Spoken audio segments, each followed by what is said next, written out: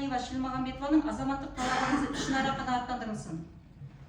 Азаматтық жауапкер Сәрсемалиевтен талап қойушы Шилмағамбетованың пайдасына 40 миллион теңге моральдық зиян өндірілсін. Сәрсемалиевтен мүліктік және моральдық талап арыздарға 9.926 теңге мемлекет пайдасына мемлекет бажы өндірілсін. Сәрсемалиевке үкімнің азаматтық талапты орындау бөлігін өз еркімен орындауға 2 ай мерзім берілсін. Бұл мерзім өткеннен кейін үкімнің азаматтық талапқа қатысты бөлігі мәжбүрлеп орындатылсын.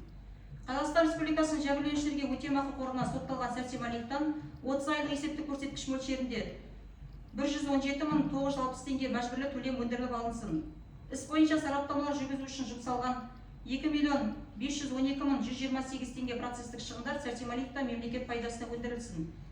Үкім заңды күшіне енген соң қылмыстық істегі заттай дәлелдемелер оқиға орнын қарау кезінде Атырау облысы Қызылқоға ауданы Жангелдин ауылы Алишева көшесі 13-1 үйден алынған жәбірленуші Қарабалиннің бас киімі, майкасы,